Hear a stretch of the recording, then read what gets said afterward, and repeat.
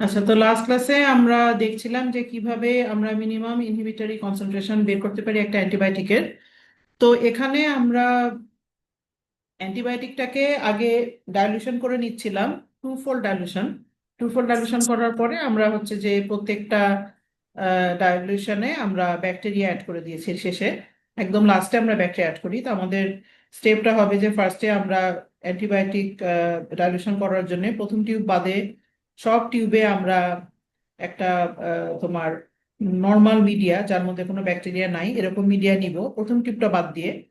তাহলে প্রথম টিউবে আমরা যেই অ্যান্টিবায়োটিকটা দিব সেই অ্যান্টিবায়োটিকের অরিজিনাল কনসেন্ট্রেশনটা মেনটেন হবে। যেমন প্রথম টিউবে আমি যদি 100 অ্যান্টিবায়োটিকের কনসেন্ট্রেশন দেই, তাহলে প্রথম টিউবে যদি আমি মিডিয়া না দেই, তাহলে প্রথম টিউবে অ্যান্টিবায়োটিকের কনসেন্ট্রেশন 100ই থাকবে। এরপরে সেখান থেকে আমি যখন সেকেন্ড টিউবে ট্রান্সফার করব, সেকেন্ড টিউবে যেহেতু আগের থেকে মিডিয়া দেওয়া থাকবে, সেজন্য সেকেন্ড টিউবে অ্যান্টিবায়োটিকের কনসেন্ট্রেশনটা হাফ হবে। এভাবে থার্ড টিউবে তারও হাফ, ফোর্থ টিউবে আরো হাফ, এভাবে আস্তে আস্তে অ্যান্টিবায়োটিকের কনসেন্ট্রেশনটা ডাইলিউট হয়ে যাবে। তো কেন আমরা অ্যান্টিবায়োটিকটাকে ডাইলিউট করছি? কারণ আমরা জানি না যে মিনিমাম কনসেন্ট্রেশন অ্যান্টিবায়োটিকের কতটুকু নিলে ব্যাকটেরিয়াল গ্রোথ ইনহিবিশন হবে। সেই জন্য আমরা সিরিজ অফ ডাইলিউশন আগে রেডি করে নিব, তারপর সবগুলোর মধ্যে আমরা ব্যাকটেরিয়া দিয়ে দিব। দিয়ে আমরা পরের দিন এসে দেখবো যে কোন কনসেন্ট্রেশনে ব্যাকটেরিয়াল গ্রোথ ইনহিবিশন হওয়া শুরু হলো। মিনিমাম যে কনসেন্ট্রেশনে ইনহিবিশন হবে, যেমন যদি 25-এ ইনহিবিট হয়, তাহলে তো 50-100-তে ইনহিবিশন হবেই। তো মিনিমাম যতটুকু কনসেন্ট্রেশন ইনহিবিশন হবে সেটাকে আমরা এমআইসি বলবো। এখানে আমাদের দুইটা কন্ট্রোল রাখতে হবে, একটা গ্রোথ কন্ট্রোল যেটাতে কোনো অ্যান্টিবায়োটিক দেওয়া নাই, তো এখানে ব্যাকটেরিয়াল গ্রোথ অবশ্যই আসতে হবে। এটা আমাদেরকে ইন্ডিকেট করবে যে আমাদের মিডিয়া প্রিপারেশন, তারপরে আমাদের যে ইনকিউবেশন কন্ডিশন, এগুলো সব ঠিকঠাক ছিল, যার জন্য গ্রোথ আসছে। আর আরেকটা আমাদেরকে রাখতে হবে স্টেরিলিটি কন্ট্রোল, যেখানে আমরা শুধু মিডিয়া দিব, কোনো ব্যাকটেরিয়া দিব না। এটা আমাদেরকে ইন্ডিকেট করবে যেখানে আমাদের এক্সপেরিমেন্টটা করতে গিয়ে কোনো রকমের কন্টামিনেশন হয়ে যায়নি। কন্টামিনেশন হয়ে গেলে তখন তার গ্রোথ আসবে না। তো এর জন্যই আমরা এটাকে স্টেরিলিটি কন্ট্রোল বলছি। স্টেরিলিটি মানে যেখানে কোনো ব্যাকটেরিয়াল গ্রোথ নাই, মানে যেখানে কোনো কন্টামিনেশন নাই। এটা আমাদেরকে ওই ধরনের একটা সাপোর্ট দিবে যে না, আমাদের যে এক্সপেরিমেন্ট আমরা করছি এখানে অরিজিনাল মিডিয়ার মধ্যে কোনো কন্টামিনেশন হয়ে যায়নি। কারণ অরিজিনাল মিডিয়ায় যদি কোনো রেজিস্ট্যান্ট ব্যাকটেরিয়া দিয়ে কন্টামিনেশন হয়ে যায়, তাহলে কিন্তু ওই রেজিস্ট্যান্ট ব্যাকটেরিয়া সব অ্যান্টিবায়োটিক কনসেন্ট্রেশনেই গ্রো করতে পারতে পারে। তখন আমাদের রেজাল্টের ইন্টারপ্রিটেশনটা ভুল হয়ে যাবে। তো এই জন্য আমরা ব্যাকটেরিয়াল কন্টামিনেশন হয়নি এটা ডেমনস্ট্রেট করাটাও আমাদের জন্য জরুরি। আবার ব্যাকটেরিয়া যদি কোনোটায় গ্রোথ না আসে, তখন মিডিয়া ঠিক মতন প্রিপেয়ার করিনি বলে গ্রোথ আসলো না, সেটা ডেমনস্ট্রেট করার জন্য আমাদেরকে একটা কন্ট্রোল রাখতে হবে। মিডিয়ার জন্য আমরা রাখবো স্টেরিলিটি কন্ট্রোল, মানে কন্টামিনেশনের জন্য আমরা রাখবো স্টেরিলিটি কন্ট্রোল, আর মিডিয়ার জন্য আমরা রাখবো গ্রোথ কন্ট্রোল। তো এই ধরনের মাইক্রোটাইটার প্লেটে করার যে সুবিধাটা, সেটা হচ্ছে যে একটা মাইক্রোটাইটার প্লেটের মধ্যেই আমরা অনেকগুলো অ্যান্টিবায়োটিকের ডাইলুশন করে ফেলতে পারবো। আর এক একটা মাইক্রোলিটার প্লেটে আমরা, এমন যদি হয় যে 1 থেকে 5 পর্যন্ত আমি একটা ব্যাকটেরিয়াকে টেস্ট করলাম আর 6 থেকে 10 পর্যন্ত আরেকটাকে টেস্ট করলাম, তাহলে কিন্তু এই একই প্লেটে আমাদের প্রতিটা কলামে, যদি প্রতিটা রোতে যদি আমাদের দুইটা করে ব্যাকটেরিয়া পসিবল হয়, তাহলে কিন্তু আমার যদি এখানে 8টা রো থাকে, তাহলে 8টা রোতে কিন্তু একবার আমি 16টা ব্যাকটেরিয়া করে ফেলতে পারছি। তো এরকম আমি যদি 5-6টা প্লেট নেই, তাহলেই আমার দেখা যাবে যে শখানেক ব্যাকটেরিয়া করে ফেলা সম্ভব হবে। তো এই জন্য আমার এই ধরনের মাইক্রো টাইটার প্লেট হচ্ছে আমাদের জন্য কনভিনিয়েন্ট, আমরা একবারে অনেকগুলো ব্যাকটেরিয়াকে টেস্ট করে ফেলতে পারবো। তো এই কাজটা কিন্তু আমরা চাইলে ব্রতে না করে চাইলে আমরা প্লেটেও করতে পারি। যেখানে আমরা যেটা করি সেটা হচ্ছে, যখন আমরা একটা এগার প্লেট বানাই, তখন এগার প্লেটটার মধ্যেই ওই অ্যান্টিবায়োটিকটা দিয়ে দিব। কিন্তু এই ক্ষেত্রে তোমার অ্যান্টিবায়োটিকটাকে তোমার আগের থেকেই এমন ভাবে নিতে হবে যাতে এগার প্লেটের মধ্যে যাওয়ার পরে ওর কনসেন্ট্রেশনটা, তোমার যে ডিজায়ার কনসেন্ট্রেশন সেটা যেন পায়। যেমন তুমি যদি এখন 20 ml অ্যাগার ইউজ করো, মিডিয়া ইউজ করো অ্যাগার বানানোর জন্য, তাহলে 20 ml এর মধ্যে কতটুকু অ্যান্টিবায়োটিক নিলে ওটার কনসেন্ট্রেশন 100 হবে, সেটা তোমাকে আগে হিসাব করে নিতে হবে। যে আমি যদি 20 ml এর মধ্যে আমার অ্যান্টিবায়োটিক মিশাই, তাহলে আমি কতটুকু নিলে, কত কনসেন্ট্রেশনে কতটুকু নিলে আমার মিডিয়ার মধ্যে এটার কনসেন্ট্রেশনটা 100 হবে, সেটা তোমার আগের থেকে হিসাব করে নিয়ে, শিওর হয়ে নিয়ে যে হ্যাঁ এটুকু নিলে আমার এখানে কনসেন্ট্রেশন এটা হবে, শিওর হয়ে নিয়ে তারপরে তোমাকে ওই অ্যান্টিবায়োটিক অ্যাড করতে হবে যাতে কনসেন্ট্রেশনটা মেনটেন হয়। কিন্তু ব্রতের বেলায় হচ্ছে যে তুমি প্রথম টিউবে নেওয়ার আগেই যদি মিডিয়া দিয়ে রাখো, তাহলে তোমার অটোমেটিক ওটা হাফ হাফ হাফ হাফ হতে থাকবে। সো 11 বেলায় তুমি যদি হিসাব করে নাও যে হ্যাঁ আমি 20 ml এ আমি 100 রাখার জন্য আমার প্রথম প্লেটে ধরো কথার কথা 1 ml নিতে হবে, তাহলে অটোমেটিক তুমি পরের প্লেটে ½ ml নিবা, তারপরের প্লেটে তুমি ½ ml-এরও হাফ নিবা, তারপরের প্লেটে তুমি তারও হাফ নিবা, এভাবে করে আস্তে আস্তে যেই পরিমাণ অ্যান্টিবায়োটিক নিচ্ছ প্রতি প্লেটে আগের চাইতে সেটার হাফ করবা। কেউ কিছু বলছো? শোনা যাচ্ছে না। জি মিস, বুঝতে পেরেছি। আচ্ছা, তো এখন আমরা চাইলে ওটাকে 11 প্লেটেও করে নিতে পারি। তো আমরা আগে প্লেটটা বানিয়ে নিব, এরপরে আমরা চাইলে ওই প্লেটটাকে তোমার প্রয়োজন বুঝে তুমি 16 ভাগে ভাগ করতে পারো, 20 ভাগে ভাগ করতে পারো, বা 30 ভাগে ভাগ করতে পারো। মানে প্লেটটাকে ভাগ করবা মানে প্লেটের উল্টা সাইডে মার্কার দিয়ে আর কি ভাগ করবা।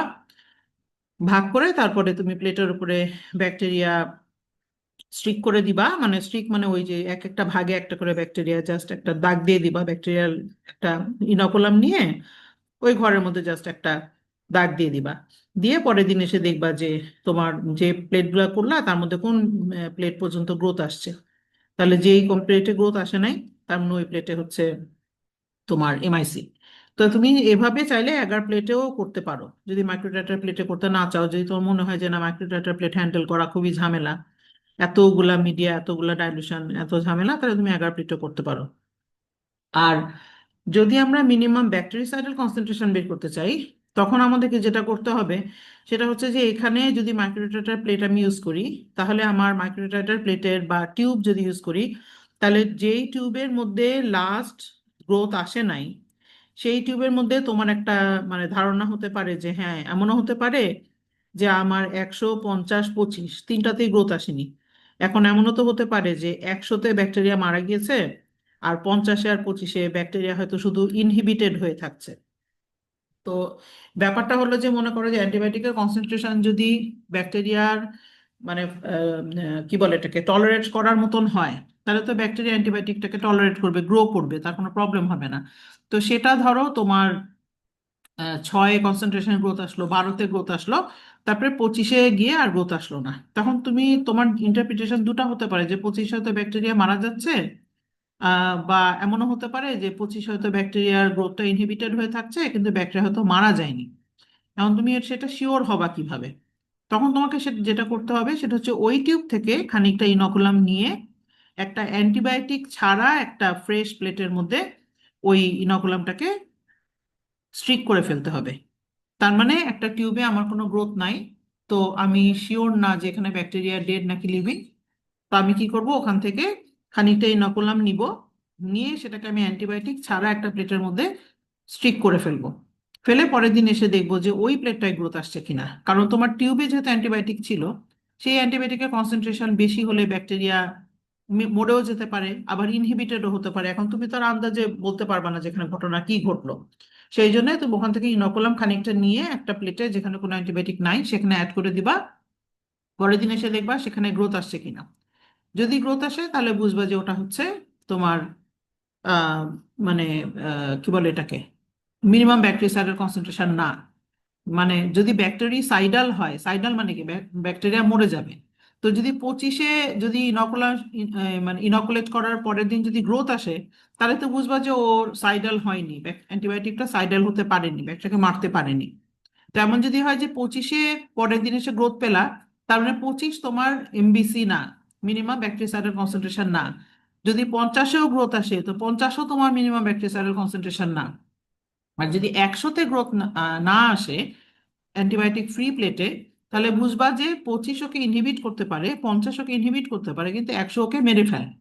সো 100 হবে তোমার এই পার্টিকুলার অ্যান্টিবায়োটিকের minimum bactericidal concentration for that particular bacteria. যে এই ব্যাকটেরিয়াটাকে 100 ইউনিট অফ অ্যান্টিবায়োটিক দিলে এ শিওরলি মারা যাবে। এটা হচ্ছে মিনিমাম ব্যাকটেরিসাইডাল কনসেন্ট্রেশন ডিটারমাইন করার উপায়টা। যে শুধু ইনহিবিশন হলে হবে না, আমি নর্মাল একটা হেলদি ইন্ডিভিজুয়ালের জন্য ব্যাকটেরিয়াল গ্রোথ ইনহিবিট করতে পারলেই এনাফ, কারণ ইমিউন সিস্টেমটা টেক ওভার করে, ব্যাকটেরিয়াটাকে মেরে ফেলে। কিন্তু যদি এমন হয় যে পেশেন্টের অবস্থা খুবই খারাপ, ব্যাকটেরিয়াকে মারতেই হবে নাহলে পেশেন্টই মারা যাবে, পেশেন্ট হয়তো ক্যান্সার পেশেন্ট বা ইমিউনো কম্প্রোমাইজড কোনো সিচুয়েশন, যেখানে পেশেন্ট নিজে ফাইট করতে পারছে না ব্যাকটেরিয়ার সাথে, তখন হয়তো আমাদের মিনিমাম ব্যাকটেরিসাইডাল কনসেন্ট্রেশনটা দেয়া লাগতে পারে। কারণ আমি যদি অ্যান্টিবায়োটিক দিয়ে ব্যাকটেরিয়া মেরে না ফেলি, তাহলে পেশেন্টের জন্য ইমিউন সিস্টেম দিয়ে ওই ব্যাকটেরিয়াটাকে মারা সম্ভব হবে না। তো এই জন্য আমরা মিনিমাম ব্যাকটেরিসাইডাল কনসেন্ট্রেশনটাও ডিটারমাইন করি, পার্টিকুলারলি যদি পেশেন্টের অবস্থা ডিমান্ড করে যে না আমার এমবিসি জানতে হবে, তখন আমি এমবিসি ডিটারমাইন করব। তো এমআইসি ডিটারমিনেশনের কাজটা আমরা প্লেটেও করতে পারি। যেটা আমি বললাম, প্লেটে করলে হয় কি সুবিধা, যেটা সেটা হচ্ছে যে জাস্ট একটা প্যাচ দিয়ে দিলা।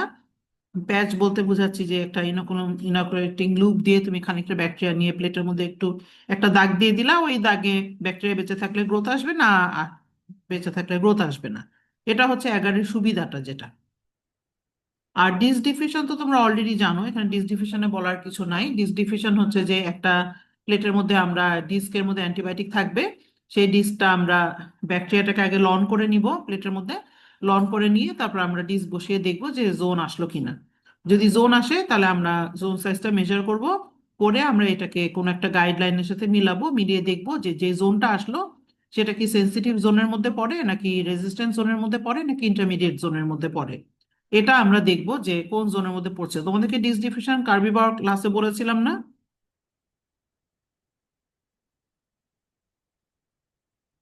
Yes, Yes, ma'am. ma'am. আচ্ছা, তাহলে তো আর বলার দরকার নেই। তাহলে আমার যদি জোন না আসে, তখন আমাদেরকে মানে আমরা ধরেই নিতে পারবো না যে ব্যাকটেরিয়াটা রেজিস্ট্যান্ট, তখন আমাদের অন্যান্য কন্ট্রোল রাখতে হবে, যেখানে আমরা একটা সেন্সিটিভ ব্যাকটেরিয়াকে কন্ট্রোল হিসেবে রাখবো। সেন্সিটিভ ব্যাকটেরিয়াকে কন্ট্রোল রাখলে তখন যে কোনো অ্যান্টিবায়োটিক দিলেই তার একটা জোন হবে। তো জোন হওয়া মানে হচ্ছে যে আমার অ্যান্টিবায়োটিক ডিস্ক ঠিক মতন কাজ করছে, আমার ইনকিউবেশন কন্ডিশন ঠিক মতন আছে, আর আমার মিডিয়া ঠিক মতন প্রিপারেশন করা হয়েছে। যদি এই জিনিসগুলোর কোনোটাতে আমার কোনো মিস্টেক থাকে বা কোনো এরার থাকে, তাহলে দেখা যাবে যে সেন্সিটিভ ব্যাকটেরিয়া কোনো জোন দিচ্ছে না। তখন আমি বুঝবো যে এখানে কোনো প্রবলেম, তো আমার পরীক্ষাটা আবার রিপিট করতে হবে। তো নর্মালি আমরা যেভাবে ডিটারমাইন করি যে কত জোন হলে একটা ব্যাকটেরিয়া আমি সেন্সিটিভ ধরবো, না ইন্টারমিডিয়েট ধরবো, নাকি রেজিস্ট্যান্ট ধরবো, আর সেটা সেই জোনের সাথে কি এমআইসির কোনো সম্পর্ক আছে কিনা, সেটা বোঝার জন্য আমরা এই ধরনের একটা গ্রাফ প্লট করতে পারি। এই গ্রাফের একদিকে থাকবে এমআইসি ভ্যালু, আর আরেক দিকে থাকবে জোন সাইজ। এক্স অ্যাক্সিসে থাকবে জোন সাইজ, আর ওয়াই অ্যাক্সিসে থাকবে এমআইসি ভ্যালু। তো এখানে আমরা যেটা করি সেটা হচ্ছে যে আমরা মনে করো যে শখানেক ব্যাকটেরিয়া নিলাম, যত বেশি নেওয়া যাবে ততই ভালো। তো শখানেক ব্যাকটেরিয়া নেওয়ার পরে আমরা একদিকে এদের ডিফিউশন অ্যাসে করে জোন সাইজ বের করব, আর আরেক দিকে এদের টিউবের মধ্যে ডাইলুশন করে করে বা মাইক্রোটাইটার প্লেটের মধ্যে ডাইলুশন করে করে আমরা এদের এমআইসি বের করব। তার মানে এখানে আমরা দুইটা মেথড ক্যারি আউট করছি। একটা হচ্ছে কার্বিবাউয়ার ডিস্ক ডিফিউশন অ্যাসে, যেটা দিয়ে আমরা জোন সাইজগুলো বের করব একটা পার্টিকুলার অ্যান্টিবায়োটিকের জন্য, ওই ব্যাকটেরিয়াটার কি জোন সাইজ হচ্ছে সেটা একটা রেকর্ড করব। আর ওই সেম অ্যান্টিবায়োটিকেরই ডাইলুশন করে আমরা দেখব যে ওই ব্যাকটেরিয়াটারই, সেম ব্যাকটেরিয়াটারই এমআইসি ভ্যালুটা কত হচ্ছে। এখন একটা ব্যাকটেরিয়া যত বেশি সেন্সিটিভ হবে, তত তার জোন সাইজ বড় হবে, কারণ যত বেশি সেন্সিটিভ তত সহজে ব্যাকটেরিয়া মরে যাবে, তো যার জন্য জোন সাইজটা অনেক বড় আসবে। আর যত একটা ব্যাকটেরিয়া সেন্সিটিভ হবে, তত তার এমআইসি কি হবে, বেশি হবে না কম হবে? একটা ব্যাকটেরিয়া যত বেশি সেন্সিটিভ, তত তার এমআইসি বেশি হবে না কম হবে? বেশি। কেন বেশি বলো একটু বুঝাও তো। মানে জোন বেশি হবে না এমআইসি বেশি হবে, কোনটা জিজ্ঞেস করবে? এমআইসি। ও, এমআইসি কম হবে। এমআইসি কম হবে কেন বলো তো? কারণ কম অ্যামাউন্ট দিয়ে তাকে আমরা ইনহিবিট করতে পারতেছি, ইনহিবিট করে ফেলতে তার মানে পারবো, সে হ্যাঁ। বেশি সাসেপ্টেবল। বেশি সাসেপ্টেবল, হ্যাঁ, এক্স্যাক্টলি। তাহলে আমাদের জোন সাইজ যত বড় হবে, এমআইসি দেখা যাবে যে তত কম। আর জোন সাইজ যত ছোট হবে, ব্যাকটেরিয়াটা তত বেশি রেজিস্ট্যান্ট, তার মানে তাকে তত বেশি অ্যান্টিবায়োটিক দিয়ে আমাদেরকে মানে মারতে হবে। তো সেটাই দেখো এখানে এই গ্রাফে ডেমনস্ট্রেট করছে যে লেফট হ্যান্ড সাইডে যেখানে তোমার জোন সাইজ ছোট, সেখানে দেখো এমআইসি ভ্যালুগুলো ওপরের দিকে, আর রাইট হ্যান্ড সাইডে যেখানে জোন সাইজগুলো বড়, সেখানে এমআইসি ভ্যালুগুলো নিচের দিকে। তো আমরা যদি একটা পার্টিকুলার ব্যাকটেরিয়ার জন্য এই ধরনের গ্রাফ করি, তখন আমরা দেখব যে সেই ব্যাকটেরিয়াটার জন্য ওই পার্টিকুলার অ্যান্টিবায়োটিকের জন্য এখানে টিপিক্যালি আমরা তিনটা এরিয়া দেখতে পাচ্ছি যেটা এখানে পাওয়া যাচ্ছে। একটা হচ্ছে যারা মোটামুটি রেজিস্ট্যান্ট বিহেভ করছে, একটা হচ্ছে যারা মোটামুটি সেন্সিটিভ বিহেভ করছে, আর একটা হচ্ছে মাঝামাঝি একটা পর্যায়ে, যে রেজিস্ট্যান্টও ঠিক বলা যাচ্ছে না আবার সেন্সিটিভও বলা যাচ্ছে না। আইদার জোন সাইজ মানে মোটামুটি 25 বা তার চেয়ে বেশি, অর জোন সাইজ মোটামুটি 15 বা তার চেয়ে কম, আর 15 আর 25-এর মাঝামাঝি একটা রেঞ্জের মধ্যে 3-4 জন পড়ে যাচ্ছে। তো তখন আমরা কি করি, যখন এরকম ক্লাস্টারিং হয় তখন এমআইসি বেশি ক্লাস্টারগুলোকে রেজিস্ট্যান্ট ব্যাকটেরিয়ার জোন ধরি, এমআইসি কম ব্যাকটেরিয়া যেগুলা মানে যেগুলা ডান সাইডে তাদেরকে আমরা একটা জোন সাইজের আন্ডারে ধরি, আর মাঝামাঝি যারা পড়ে যাচ্ছে তাদেরকে আমরা ইন্টারমিডিয়েট ধরি। তাহলে রেজিস্ট্যান্টের দিকে তুমি গ্রাফের দিকে তাকালে দেখবা যে এখানে মোটামুটি ধরো রাফলি ধরো 8 থেকে তোমার 12 পর্যন্ত একটা রেজিস্ট্যান্ট জোন পাওয়া যাচ্ছে, আর 26 থেকে মনে করো যে 32 পর্যন্ত একটা সেন্সিটিভ জোন পাওয়া যাচ্ছে। আর এই দুইটা রেঞ্জের মাঝে যেটা, সেখানে কিছু ইন্টারমিডিয়েট জোন পাওয়া যাচ্ছে। তো এইভাবেই আমাদের যে গাইডলাইনগুলো থাকে ওরা এই জোন সাইজগুলোকে সেট করে, যে আমরা যদি জোন সাইজ মেজার করি তাহলে বড় জোন সাইজের রেঞ্জটা কত থেকে কত হয়, ছোট জোন সাইজের রেঞ্জটা কত থেকে কত হয়, তাহলে এরা সেন্সিটিভ আর রেজিস্ট্যান্ট জোনকে রিপ্রেজেন্ট করলো, আর ইন বিটুইন যেটা সেটা আমাদের ইন্টারমিডিয়েট জোনকে রিপ্রেজেন্ট করলো। এইভাবে করে ওরা গাইডলাইন তৈরি করে, এবং এই গাইডলাইনগুলো হচ্ছে প্রতি বছর বছর ওরা আপডেট করে, যে আমরা যদি এই বছর আবার স্টাডি করি তাহলে কি জোন সাইজ সেম থাকছে না ডিফারেন্ট হয়ে যাচ্ছে।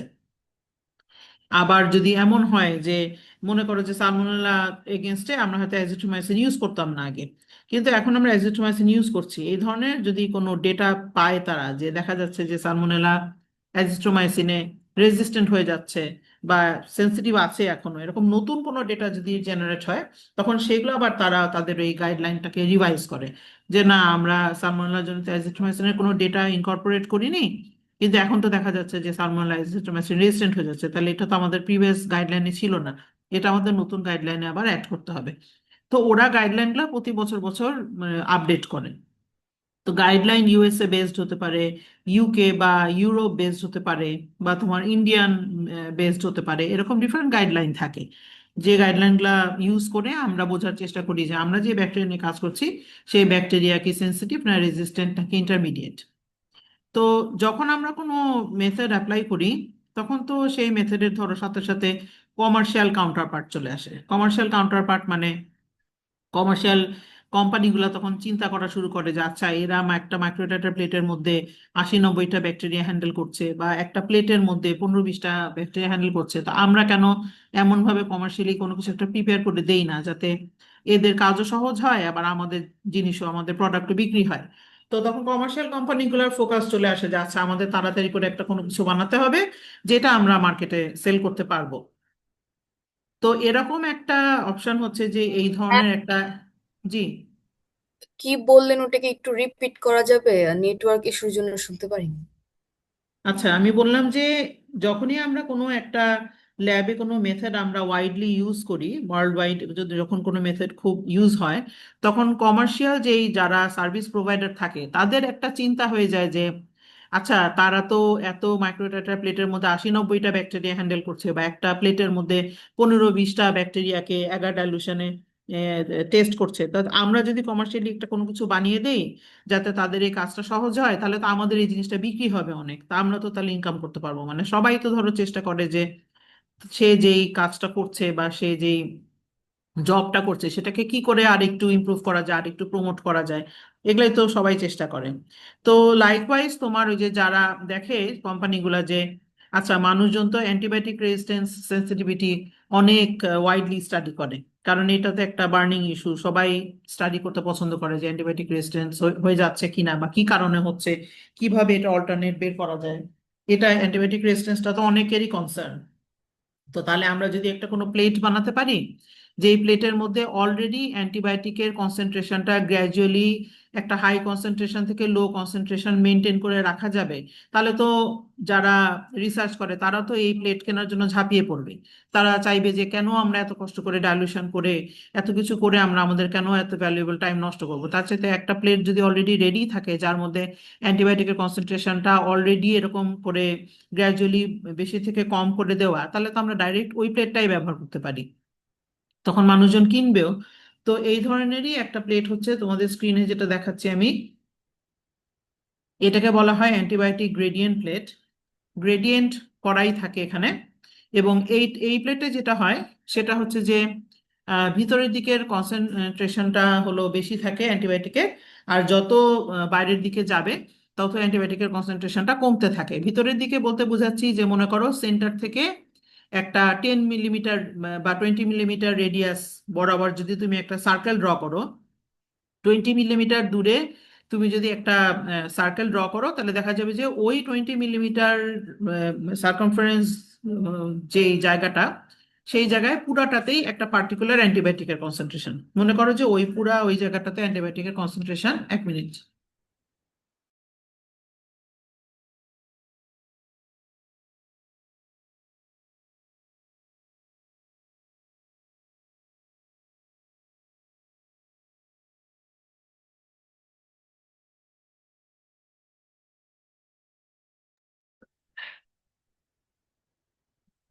তো যদি তুমি 20 মিলিমিটার ডিস্টেন্সে যাও, রেডিয়াসে যাও এই প্লেটে, এই 20 মিলিমিটারের পরে যে সার্কামফারেন্সটা হবে ওই সার্কামফারেন্স বরাবর ওই পুরা গোল জায়গাটা বরাবর একটা পার্টিকুলার অ্যান্টিবায়োটিক কনসেন্ট্রেশন থাকবে। তারপরে সেখান থেকে যদি 30 মিলিমিটার দূরে যাও, তাহলে দেখা যাবে যে তার চাইতে অ্যান্টিবায়োটিক আর একটু কম ওই সার্কামফারেন্সটা বরাবর। মানে এখানে অ্যান্টিবায়োটিকটা প্লেস করা হচ্ছে সার্কেল অনুযায়ী, মানে সাইক্লিক ভাবে প্লেস করা হচ্ছে যে 20 মিলিমিটার পুরা সার্কামফারেন্সে আমি একটা antibiotic particular concentration of antibiotic দিব। মনে করো যে 20 মিটারের এই যে সার্কেলটা, এই পুরা সার্কেলে অ্যান্টিবায়োটিকের কনসেন্ট্রেশন হচ্ছে গিয়ে 100। তারপর 30 মিলিমিটার দূরে গেলে হয়তো এটা হয়ে যাচ্ছে 75। তারপর 40 মিলিমিটার দূরে গেলে এটা হয়তো হবে 50। তারপরে 50 মিলিমিটার দূরে গেলে এটার কনসেন্ট্রেশন হয়তো হবে 25। তারপরে 60 মিলিমিটার দূরে গেলে এটা কনসেন্ট্রেশন হবে 12.5। তার মানে ওরা কমার্শিয়ালি এমন ভাবে অ্যান্টিবায়োটিকটাকে অ্যাড করছে মিডিয়া তৈরির সময় যে অ্যান্টিবায়োটিক অ্যাডিশনের যেই মানে মেশিন ব্যবহার করা হচ্ছে, সেই মেশিনটা এমন ভাবে অ্যান্টিবায়োটিকটাকে অ্যাড করছে যে অটোমেটিক অ্যান্টিবায়োটিকের কনসেন্ট্রেশনটা যত সেন্টার থেকে দূরে যাওয়া হচ্ছে অ্যান্টিবায়োটিকের কনসেন্ট্রেশনটাও আস্তে আস্তে ততই ডাইলিউট হয়ে যাচ্ছে। তো এরকম প্লেট ওরা রেডিমেড বিক্রি করে, তোমাকে কষ্ট করে কোনো অ্যান্টিবায়োটিকের ডাইলুশনও বানাতে হবে না, কিছুই করতে হবে না। তুমি খালি প্লেটটা কিনবা, কিনে তুমি কি করবা, ওই একটা প্লেটের মধ্যে তোমার যতগুলা ব্যাকটেরিয়া স্ট্রিক করা সম্ভব, যেমন এখানে ওরা টোটাল ব্যাকটেরিয়া স্ট্রিক করেছে এখানে মোট 15টা। মানে তুমি জাস্ট একটা করে ব্যাকটেরিয়া নিবা, যেমন 1 নাম্বার ব্যাকটেরিয়া একটা লাইন ড্র করলা সেন্টার থেকে বাইরের দিকে, 2 নাম্বার ব্যাকটেরিয়া সেন্টার থেকে বাইরে আরেকটা লাইন ড্র করলা, এভাবে 3 4 5 6 7 8 9 10 11 12 13 14 15 নাম্বার ব্যাকটেরিয়া পর্যন্ত তুমি সেন্টার থেকে বাইরের দিকে লাইন ড্র করলা। তো লাইন ড্র করলে কি হবে, ওই একের লাইন বরাবর যে ব্যাকটেরিয়াটা, সেই ব্যাকটেরিয়াটা সেন্টারের দিকে অনেক বেশি অ্যান্টিবায়োটিকের কন্ট্যাক্টে আসবে। এভাবে যত প্লেটের বাইরের দিকে যাবে তত অ্যান্টিবায়োটিকের কনসেন্ট্রেশনটা আস্তে আস্তে ফল করবে। এভাবে একই সেম জিনিস হবে 2-এর জন্য, 3-এর জন্য, 4-এর জন্য। তো পরের দিন যখন এসে তুমি প্লেটটা দেখবা, তখন তুমি দেখবা যে অনেক ব্যাকটেরিয়া আছে যারা ভিতরের দিকের অ্যান্টিবায়োটিকের হাই কনসেন্ট্রেশনটাকে টলারেট করতে পারেনি, মারা গিয়েছে, যার জন্য ভিতরের দিকে কোনো গ্রোথ নাই। আর কিছু দূর পরে কেউ কেউ আছে যে একেবারে শুরু থেকে শেষ পর্যন্তই কোনো গ্রো করতে পারেনি, তার মানে এরা হচ্ছে পুরাপুরি সেন্সিটিভ। কেউ কেউ আছে যারা শুরু থেকে শেষ পর্যন্তই গ্রো করতে পারছে, তার মানে এরা হলো ফুলি রেজিস্ট্যান্ট। আবার কেউ কেউ আছে যে যারা সেন্টার থেকে অনেক দূর চলে যাওয়ার পরে গ্রো করছে, তার মানে এরা হচ্ছে মোটামুটি ভালোই সেন্সিটিভ রেঞ্জের মধ্যে পড়ে। আবার কেউ কেউ দেখা যাচ্ছে সেন্টার থেকে একটু দূরে গেলেই গ্রো করা শুরু করছে। তার মানে কেউ কেউ ফুলি সেন্সিটিভ, কেউ কেউ সেন্সিটিভের কাছে, কেউ কেউ ফুলি রেজিস্ট্যান্ট, কেউ কেউ আবার রেজিস্ট্যান্সের কাছে। তো যারা সেন্সিটিভের কাছে বা রেজিস্ট্যান্টের কাছে, তারা তো ধরো মানে মোটামুটি ইন্টারমিডিয়েট, মানে এনি টাইম এরা রেজিস্ট্যান্ট হয়ে যেতে পারে বা এনি টাইম এরা সেন্সিটিভ হয়ে যেতে পারে। আর যারা ফুলি সেন্সিটিভ বা ফুলি রেজিস্ট্যান্ট, এরা তো অলরেডি অ্যান্টিবায়োটিকের সাথে ফাইট করতে পারবে, এদের কোনো সমস্যা হবে না। তো এই প্লেট থেকে তুমি ডাইরেক্টলি রিড করতে পারবা যে ওই পার্টিকুলার ব্যাকটেরিয়ার জন্য ওই অ্যান্টিবায়োটিকের এমআইসিটা কত। কারণ তুমি যখন কমার্শিয়াল প্রোভাইডারের কাছ থেকে প্লেটটা কিনবা, প্রোভাইডার কিন্তু তোমাকে বলেই দিবে যে এই প্লেটের মধ্যে এত রেডিয়াস দূরে অ্যান্টিবায়োটিকের কনসেন্ট্রেশন এত। তো তুমি পুরা, তোমাকে ওর একটা চার্টের মতন দিয়েই দিবে, সেই চার্টটা তুমি যখন কম্পেয়ার করবা প্লেটের সাথে, তখন তুমি দেখতেই পারবা যে অ্যান্টিবায়োটিকের কনসেন্ট্রেশনটা কোথায় কত। তো তখন ইন দ্যাট কেস, যেখান থেকে গ্রোথ ইনহিবিশন হওয়া শুরু হলো এখানে, তুমি যদি চার্টের সাথে কম্পেয়ার করে বের করে ফেলো যে ওই পার্টিকুলার জায়গায় অ্যান্টিবায়োটিকের কনসেন্ট্রেশনটা কত, তাহলে কিন্তু তুমি স্ট্রেট অ্যাওয়ে বলে দিতে পারবা যে আচ্ছা আমার এখান থেকে গ্রোথ ইনহিবিশন হওয়া শুরু হলো, এবং আমি দেখছি যে চার্টের সাথে মিলিয়ে যে এখানে আমার অ্যান্টিবায়োটিকের কনসেন্ট্রেশন হচ্ছে 25 ইউনিট, তাহলে আমি বলতে পারি যে এই পার্টিকুলার ব্যাকটেরিয়ার জন্য এমআইসি হচ্ছে 25। মানে যেখান থেকে গ্রোথ ইনহিবিশন শুরু হলো, গ্রোথ বন্ধ হয়ে গেল, সেইখানে আমি অ্যান্টিবায়োটিকের কনসেন্ট্রেশনটা অলরেডি জানি, এবং সেটা দেখা যাচ্ছে যে এটা 25 গিয়ে ইনহিবিশন হচ্ছে। তার মানে আমার 25 থেকে আমি এমআইসি ধরতে পারি। এভাবে করে আমরা প্রত্যেকটা অ্যান্টিবায়োটিকেরই ইয়ে বের করে ফেলতে পারবো যে এখানে এমআইসিটা কত। ঠিক আছে, তোমরা কি বুঝতে পারলা নাকি আবার বলতে হবে এটা? না মিস, বুঝতে পেরেছি। আচ্ছা মিস, আমার একটা কোয়েশ্চেন ছিল। আমরা যখন এটা ব্যাকটেরিয়াটা সোয়াব করতেছি, তখন হচ্ছে যে কনসেন্ট্রেশন গুলো কি একটার সাথে আরেকটা মিশে যাচ্ছে? না, আমরা যখন এখানে একটা করে তোমার লাইন টানবো, তখন আমাদের একটা ব্যাকটেরিয়ার সাথে একটা ব্যাকটেরিয়া মিলবে না, আমাদেরকে অবশ্যই এমন ভাবে লাইন টানতে হবে যেন একটা আরেকটার সাথে না মিশে যায়। আর যখন আমরা এদেরকে অ্যাড করব, তখন আমাদের এটাও কেয়ারফুল থাকতে হবে যে সব ব্যাকটেরিয়ার টার্বিডিটি যেন মোটামুটি একই রকম থাকে। কারণ কাউকে তুমি বেশি পরিমাণে অ্যাড করলা, সে ইনহিবিটেড হলো না, তো কাউকে কম করলা, সে ইনহিবিটেড হলো, এটা তো ধরো ডিফারেন্সিয়েট করাটা তখন ডিফিকাল্ট হয়ে যাবে। কারণ ধরো 1000 জন মিলে একটা যুদ্ধ জেতা আর 10 জন মিলে একটা যুদ্ধ জেতার মধ্যে তো অবভিয়াসলি ডিফারেন্স থাকবে। তো সেই জন্য তোমার 15টা ব্যাকটেরিয়া টার্বিডিটি যেন সিমিলার হয়, আর 15টা ব্যাকটেরিয়া কেউ যেন কারোর সাথে মিশে না যায়, সেটা আমাদেরকে খেয়াল রাখতে হবে। সেই রকম গ্যাপে রাখতে হবে, যে গ্যাপে রাখলে ওদের একটার সাথে আরেকটা মিলবে না। ওকে? Yes ma'am, ma'am. জি। আমরা কি এই প্লেটটার মধ্যে একটা টাইমে একটা অ্যান্টিবায়োটিক ইউজ করব? হ্যাঁ, এই প্লেটের মধ্যে আমরা ইউজ করব না, এটা প্রিপেয়ার করাই থাকবে। এটা কমার্শিয়ালি পাওয়াই যায় প্লেটটা অ্যান্টিবায়োটিক সহ। কিন্তু অ্যান্টিবায়োটিকটাকে প্রোভাইডাররা এমন ভাবে অ্যাড করে যে অ্যাড করার সময় ওরা প্লেটটাকে আর কি স্পেসিফিক্যালি আর কি ম্যানিপুলেট করে, এমন ভাবে ঘুরাতে থাকে বা এমন ভাবে মিডিয়া আর অ্যান্টিবায়োটিক অ্যাড করতে থাকে যে প্লেটের মধ্যে অটোমেটিক একটা গ্রেডিয়েন্ট হয়ে যায়, যে ভিতরের দিকে বেশি অ্যান্টিবায়োটিক থাকে, বাইরের দিকে কম। মানে প্রিপারেশনটা করাই হয় ওইভাবে। তো যার কারণে আমরা যদি একটা ব্যাকটেরিয়াকে ভিতর থেকে বাইরের দিকে স্ট্রিক করি, তাহলে দেখা যাবে যে ব্যাকটেরিয়াটা ভিতরের প্লেটের ভিতরের দিকে বেশি অ্যান্টিবায়োটিক ফেস করবে, আর প্লেটের বাইরের দিকে কম অ্যান্টিবায়োটিক ফেস করবে। তো অটোমেটিক তুমি ওই কনসেন্ট্রেশনটা পেয়ে যাবা যেখানে ওর এমআইসি হবে। তুমি প্লেট থেকেই বলে দিতে পারবা যে ওর এমআইসি ভ্যালু এত, বা ও রেজিস্ট্যান্ট, ওর কোনো এমআইসি ভ্যালুই নাই, বা ও সেন্সিটিভ, প্লেটের মধ্যে মিনিমাম যা কনসেন্ট্রেশন ইউজ করছি মিনিমামটাই ওকে ইনহিবিট করে ফেলছে। সো তখন তুমি ডাইরেক্টলি ওখান থেকে ইন্টারপ্রিট করতে পারবা যে ওই ব্যাকটেরিয়ার বিহেভিয়ারটা কেমন হবে। ওকে? Okay ma'am. আচ্ছা, এখন এরপরে আমরা যেই মেথডটা দেখব এটা হচ্ছে ই স্ট্রিপ বলা হয়। ই স্ট্রিপ মানে হচ্ছে যে এখানে একটা কাগজের স্ট্রিপ বানানো থাকে, যেই স্ট্রিপটার মধ্যেই ওই আগের ওই প্লেটের মতনই স্ট্রিপের মধ্যেই অ্যান্টিবায়োটিক গ্রেডিয়েন্ট করা থাকে। মানে স্ট্রিপটার মধ্যে এমনভাবে অ্যান্টিবায়োটিক অ্যাড করা হয় যাতে স্ট্রিপের ওপরের দিকে অ্যান্টিবায়োটিক বেশি থাকে আর নিচের দিকে অ্যান্টিবায়োটিকের কনসেন্ট্রেশনটা কম থাকে। তো যার জন্য হয় কি যে যখন তুমি একটা প্লেটের মধ্যে একটা ব্যাকটেরিয়াকে লন করে ফেলবা, তখন ওই লনের ওপরে তুমি 5টা 6টা 7টা 8টা স্ট্রিপ এভাবে ফেলতে পারো। কিন্তু স্ট্রিপ ফেলার সময় তোমার মনে রাখতে হবে যে স্ট্রিপের মধ্যে অ্যান্টিবায়োটিক থাকার কারণে এখানে জোন হবে, আর আমরা জোন সাইজটাকে আমাদের ঠিক মতন দেখতে পারতে হবে, জোনটাকে আমাদের ঠিক মতন দেখতে পারতে হবে। তো সেই জন্য আমরা যেন খুব বেশি ওভার ক্রাউডিং না করে ফেলি, খুব বেশি স্ট্রিপ যেন একটা প্লেটে অ্যাড করে না ফেলি। মনে করো যে স্ট্যান্ডার্ড 6টা স্ট্রিপ অ্যাড করলে মোটামুটি এটার মানে সিচুয়েশনটা মোটামুটি ম্যানেজেবল হয়, রিডেবল হয়। তো আমরা এখানে কি করব, এখানে আমরা একটা প্লেটে একটা ব্যাকটেরিয়া লন করব, করে 6টা স্ট্রিপ প্লেস করব। এই 6টা স্ট্রিপ হলো 6টা ডিফারেন্ট অ্যান্টিবায়োটিকের স্ট্রিপ হতে পারে। আবার তুমি চাইলে একটা অ্যান্টিবায়োটিক 3টা করে স্ট্রিপ দিতে পারো, ট্রিপ্লিকেট মেনটেন করার জন্য, দেখার জন্য যে আমি একটা স্ট্রিপ দিলাম এরকম রেজাল্ট আসলো, তাহলে আমি যদি আরো 2টা 3টা দিতাম তাহলে কি আমি সেম রেজাল্টই পেতাম নাকি ডিফারেন্ট কিছু পেতাম। সেটা যদি তুমি মানে কয়েকটা কপি করে দেখতে চাও যে রেজাল্ট সব বেলাতেই সেম আসছে কিনা, তখন তুমি একই প্লেটে একই অ্যান্টিবায়োটিকের 3টা স্ট্রিপও দিতে পারো। আবার তুমি যদি মনে করো যে না, আমি একটা প্লেটে 6টা অ্যান্টিবায়োটিকই দিব, আবার সেকেন্ড আরেকটা প্লেট বানাবো, সেখানে আমি আবার এই একই 6টা অ্যান্টিবায়োটিক দিব, থার্ড আরেকটা প্লেটেও দিব, দিয়ে আমি 3টা ডিফারেন্ট প্লেটের থেকে আমি মানে প্যাটার্নটা দেখবো যে এখানে ইনহিবিশন হচ্ছে কিনা, এমআইসি কত আসছে।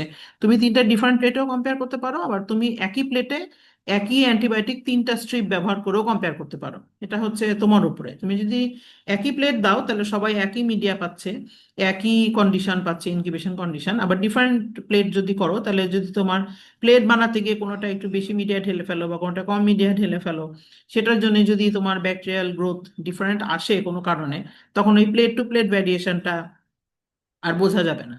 আর যদি সবগুলাকে মেজার করে একইভাবে বানাও, সবগুলোর মধ্যে 20 ml 20 ml 20 ml করে মিডিয়া দাও, তাহলে তো সবাই সেম হবে। তখন তুমি ডিফারেন্ট প্লেটের মধ্যে কম্পারিজন করতে পারবা যে আমার 3টা প্লেট করলাম, কোনোটায় আমার এমআইসি আমি দেখছি 50, কোনোটায় হয়তো 52, কোনোটায় হয়তো 55। তাহলে আমি 50, 52 আর 55-এর আমি তাহলে একটা অ্যাভারেজ নিয়ে ওইটাকে আমি এমআইসি হিসেবে ধরবো। আমরা তো সায়েন্টিস্ট হিসেবে ধরো জাস্ট একটা ডেটাকে অ্যাকসেপ্ট করি না, আমরা চাই যে ওটা ট্রিপ্লিকেশন হোক, যাতে ট্রিপ্লিকেট হলে তখন আমরা বলতে পারি যে না, এটা স্ট্যাটিস্টিক্যালি এটা একটা অ্যাকসেপ্টেবল রেজাল্ট, যে আমি অ্যাটলিস্ট 3টা করে দেখলাম, এবং 3টার মধ্যে যদি ভেরিয়েশন আসে তখন আমরা চাইলে আরো 2টা 3টা এক্সট্রা করে দেখতে পারি যে আমাদের কোন 3টার মধ্যে সবচেয়ে বেশি মিল, আমরা তখন ওই 3টাকে রাখলাম আর বাকিগুলোকে আমরা বাদ দিয়ে দিলাম। তো আগের যে মেথডটা আমি বললাম, ওই মেথডের মধ্যে আমাদের মানে ব্যাকটেরিয়া ছিল অনেকগুলা, কিন্তু অ্যান্টিবায়োটিক ছিল একটা। আর এইবার যে মেথডটা বললাম সেখানে ব্যাকটেরিয়া একটা আর অ্যান্টিবায়োটিক অনেকগুলা। তো তোমার রিকোয়ারমেন্টের উপরে বেসিস করে তুমি ডিসাইড করবে যে তুমি কি করবা। যদি এমন হয় যে তোমার অনেকগুলো ব্যাকটেরিয়া করাটা হচ্ছে খুবই জরুরি, তখন তুমি আগের গ্রেডিয়েন্ট মেথড করতে পারো। আর তোমার যদি এমন হয় যে না, আমার একটা ব্যাকটেরিয়াই ইনফেকশন করছে এবং সেই ব্যাকটেরিয়াকে কিছুতেই ডিস্ট্রয় করা যাচ্ছে না, যদি একটা ব্যাকটেরিয়ার জন্যই তোমার কাজটা জরুরি হয়, তখন তুমি এই ধরনের ই স্ট্রিপ ইউজ করতে পারো।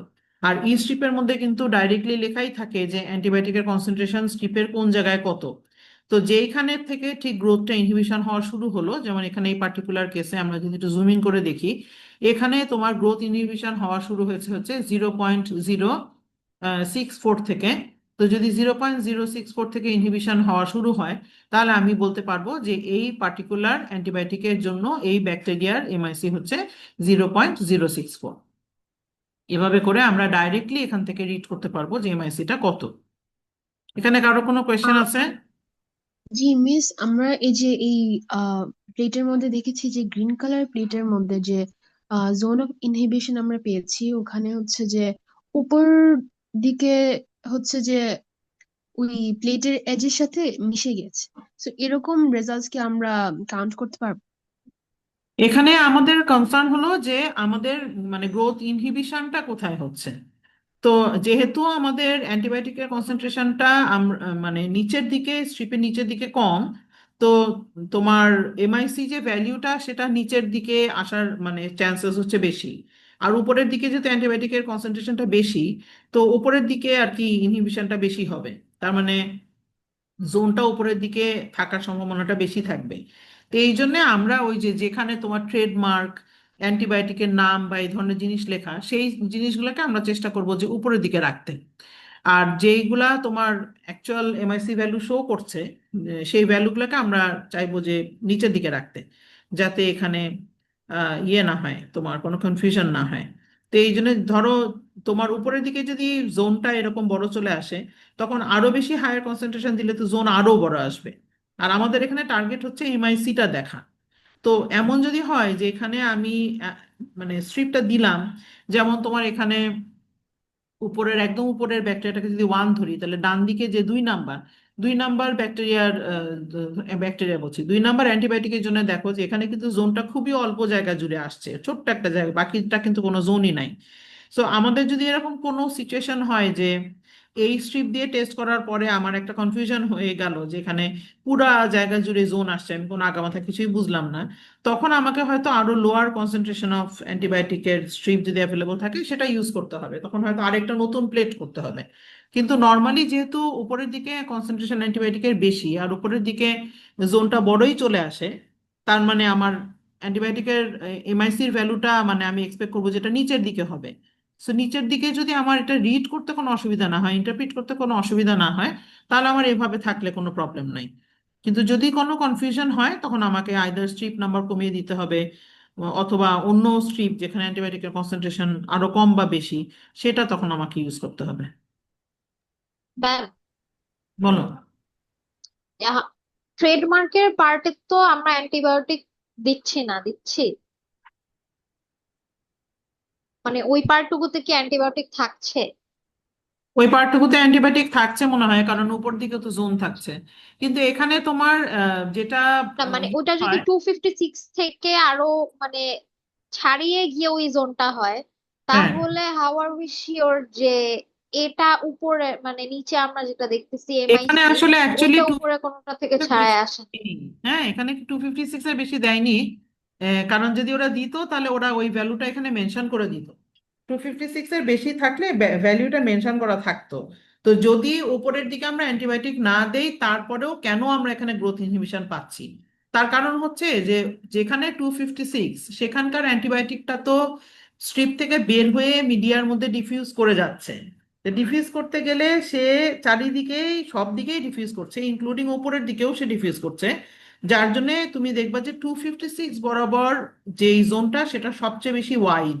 এরপরে 256 থেকে যত তুমি উপরের দিকে যাচ্ছ তত জোনটা দেখো আস্তে আস্তে ন্যারো হয়ে যাচ্ছে, ন্যারো হয়ে তো ম্যাম, ছোট হয়ে যাচ্ছে। এই জন্য এটাই বলছি যে মানে 256 এর জোনটা তো ছাড়াচ্ছে তো মানে আমরা কিভাবে শিওর যে এমআইসি টা এটাই, এটা উপরের কোন জোনের এক্সটেনশন না? তুমি 256 বরাবর জোন সাইজটা দেখবা, মানে 256 এর ডান দিকে আর বাম দিকে যেই জায়গা যেই তোমার লাইনটা, ওই লাইন বরাবর তুমি স্কেল বসাবা, তোমার স্কেলটা হবে জাস্ট 256 লেখা বরাবর, ডান দিক বাঁ দিক ওইটাও হবে তোমার 256 এর জোন। আর এখানে এই পার্টিকুলার ইয়েতে তুমি যদি স্ট্রিপে যদি দেখো তাহলে এখানে দেখা যাচ্ছে ক্লিয়ারলি যে 0.064 এর নিচে আর কোনো গ্রোথ নাই, সরি 0.064 এর উপরে আর কোনো গ্রোথ নাই, গ্রোথটা ইনহিবিশন হওয়া শুরু হচ্ছে। তো আমাদের কনসার্ন তো হচ্ছে কোন জায়গার থেকে গ্রোথ ইনহিবিশনটা শুরু হচ্ছে সেটা আমাদের এমআইসি। সো আমরা যদি এমআইসিটাকে ইজিলি প্লট করতে পারি বা দেখতে পারি যে আচ্ছা হ্যাঁ এমআইসিটা এখানে আমি ক্লিয়ারলি দেখতে পাচ্ছি যে একজন ব্যাকটেরিয়ার জন্য যেমন এটার জন্য এমআইসি হচ্ছে 0.064, আর এই ডান দিকের যে তার জন্য এমআইসি হচ্ছে তোমার এখানেও মোটামুটি এমআইসি 0.064ই, তাহলে আমরা যদি এমআইসিটা রিড করতে পারি, এমআইসি রিড করতে যদি আমাদের কোনো সমস্যা না হয়, তাহলে উপরের দিকে কি হচ্ছে সেটা আমাদের কনসার্ন না। উপরের দিকে জোনটা আসছে কারণ অ্যান্টিবায়োটিকটা যেহেতু ডিফিউজ করে যাচ্ছে চারিদিকে, তো উপরের দিকে কিছুটা জোন আসবে, উপরের দিকের জোনটাকে আমরা ইগনোর করব। আমরা জাস্ট 256 এর বরাবর যে স্ট্রেট লাইন, সেই স্ট্রেট লাইন বরাবর 256 এর জোন ধরবো, মানে 256 এর রাইট হ্যান্ড সাইড আর লেফট হ্যান্ড সাইডটাকে আমরা 256 এর জোন ধরবো। আর উপরের দিকে যেহেতু পুরা স্ট্রিপ থেকে অ্যান্টিবায়োটিক ডিফিউজ করে চারিদিকে ছড়িয়ে পড়ছে, উপরের দিকে ছড়িয়ে যেটা পড়ছে সেটা 256 থেকেও আসছে, আবার 256 এর নিচে যারা তাদের থেকেও আসছে। তো ওই এরিয়াটাকে আমরা কনসিডারেশনের আন্ডারে নিব না, কারণ ওই এরিয়াটা সব জায়গা থেকে অ্যান্টিবায়োটিক পাচ্ছে। তো যেহেতু ওই ওই এরিয়ার আমাদের কোনো ডেটা নাই যে ওইখানে আমাদের অ্যান্টিবায়োটিকের এক্সাক্ট কনসেন্ট্রেশন কত আমরা জানি না, সেজন্য ওই এরিয়াটাকে আমরা ইগনোর করব, করে আমরা জাস্ট 256 এর রাইট লেফট মেজার করব, 256 এর পরে যে তার রাইট লেফট মেজার করব, 120 এর যে তার রাইট লেফট মেজার করব, করে দেখব যে কার জন্য আমার জোন সাইজটা বন্ধ হয়ে গেল। যার জন্য জোন সাইজ বন্ধ হয়ে গেল, যে কনসেন্ট্রেশনে গিয়ে জোন সাইজ বন্ধ হয়ে গেল, আমি ধরে নিব যে ওইটাই হচ্ছে আমার এমআইসি, কারণ ইনহিবিশনটা কিন্তু শুরু হচ্ছে নিচের থেকেই, নিচের থেকে ইনহিবিশন হতে হতে উপরের দিকে ইনহিবিশন বেড়ে একটা ম্যাক্সিমাম জোন চলে আসছে। তো সেই জন্য ওকে আমাদের ম্যাম, বুঝতে পেরেছি। স্টার্ট হচ্ছে সেটা বুঝতে পারলেই হবে। Okay. আচ্ছা এগুলো হচ্ছে অটোমেটেড মেথড, এগুলো তোমাদের পড়া লাগবে না, অটোমেটেড মানে মেশিন পাওয়া যায় যেখানে অলরেডি এই কাজগুলো মেশিন দিয়েই করা যায়। তো ওইটা তোমাদের আর পড়া লাগবে না, ওইটা আমি বাদ দিয়ে দিলাম। আর এখানে এই এই জিনিসগুলো আমি তোমাদেরকে পড়াতে চাচ্ছি না। আমরা এখানে চলে আসি, যেটা হচ্ছে গিয়ে methods that directly detect specific resistance mechanism. মানে আমরা এত কিছু না করে আমরা জাস্ট রেজিস্ট্যান্স মেকানিজম গুলাকেও ডাইরেক্টলি স্টাডি করতে পারি। যেমন মনে করো যে একটা ব্যাকটেরিয়া, আমি দেখতে চাচ্ছি যে এটা বিটা ল্যাকটাম রেজিস্ট্যান্ট কিনা। তখন আমি ডাইরেক্টলি বিটা ল্যাকটামেজ প্রডিউস করছে কিনা সেটাই স্টাডি করে বের করতে পারি। বিটা ল্যাকটামেজ প্রডিউস করছে কিনা সেটাই আমি ডাইরেক্টলি স্টাডি করে বের করতে পারি। যদি সে বিটা ল্যাকটামেজ প্রডিউস করে তার মানে সে বিটা ল্যাকটামে রেজিস্ট্যান্ট। তাহলে আমার আর বিটা ল্যাকটাম গ্রুপের মধ্যে যদি এখন 10-15টা অ্যান্টিবায়োটিকের ডিস্ক আমার কাছে থাকে, তাহলে 10-15টা অ্যান্টিবায়োটিকের ডিস্ক আমাকে আলাদা করে আর পরীক্ষা করে দেখতে হবে না। আমি জাস্ট গ্রসলি দেখে নিলাম যে সে বিটা ল্যাকটামেজ প্রডিউস করে কিনা। যদি সে বিটা ল্যাকটামেজ প্রডিউস করে, বিটা ল্যাকটাম গ্রুপের কোনো অ্যান্টিবায়োটিক দিয়ে তাকে ট্রিট করব না। অনেকটা এভাবে আমরা ডাইরেক্টলি করে ফেলতে পারি। তো এটাকে বলা হয় হচ্ছে গিয়ে ফেনোটাইপিক মেথড। ফেনোটাইপ মানে হলো যে যেই প্রপার্টিটা একটা ব্যাকটেরিয়া এক্সপ্রেস করে সেটা হচ্ছে ফেনোটাইপিক। আর জেনোটাইপিক হচ্ছে যেই প্রপার্টির জেনেটিক ইনফরমেশন ব্যাকটেরিয়ার ভিতরে আছে, বাট আমি জানি না যে সে এক্সপ্রেস করে কি করে না। যেমন মনে করো যে আমি চাইলে বিটা ল্যাকটামেজ যে জিনটা, বিটা ল্যাকটামেজের যে জিনটা, সেটাও আমি ডাইরেক্টলি ডিটেক্ট করতে পারতাম। যে আমার 100টা ব্যাকটেরিয়া, আমি 100টা ব্যাকটেরিয়াকে পিসিআর করব। পিসিআর করে আমি দেখব যে ওদের মধ্যে বিটা ল্যাকটামেজ জিন আছে কিনা। যদি ওদের মধ্যে বিটা ল্যাকটামেজ জিন থাকে, তাহলে ইট ইজ লাইকলি যে ওরা বিটা ল্যাকটাম অ্যান্টিবায়োটিকে রেজিস্ট্যান্ট হবে। যখন কোনো মানে এমন হয় যে কোনো একটা আউটব্রেক হলো বা কোনো একটা এপিডেমিক হলো, তখন তো অনেক ব্যাকটেরিয়া মানুষ আইসোলেট করে। তো এত ব্যাকটেরিয়াকে তখন ফেনোটাইপিক টেস্ট করাটা একটু ডিফিকাল্ট হয়ে যায়। সেই জন্য তখন আমরা যদি ডাইরেক্টলি দেখি যে ওদের মধ্যে ওই জিনটা আছে কিনা, তাহলে ওই জিনটা থাকা মানে ইট ইজ পসিবল যে ওরা ওই প্রপার্টিটা এক্সপ্রেস করছে। তো জেনোটাইপিক টেস্টটা তখন একটা কুইক ওয়ে আউট হতে পারে তোমার জন্য, যে আমি জাস্ট জিনটা দেখলাম, জিন থাকলেই আমি মোটামুটি একটা ধরে নিলাম যে হ্যাঁ জিন আছে মানে এটা রেজিস্ট্যান্ট হতে পারে। আর ফেনোটাইপিক হচ্ছে তুমি এক্সপ্রেসড হচ্ছে কিনা প্রপার্টিটা, সেটা তুমি স্টাডি করছো। যেমন মনে করো যে বিটা ল্যাকটাম অ্যান্টিবায়োটিকের এগেনস্টে তুমি জানো যে বিটা ল্যাকটামেজ একটা এনজাইম প্রডিউস হয় যে বিটা ল্যাকটাম অ্যান্টিবায়োটিককে ভেঙে ফেলে।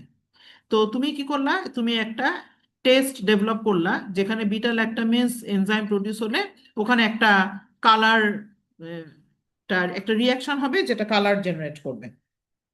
একটা সেকেন্ড, আমার তো ফোন আসে, ফোনটা ধরি।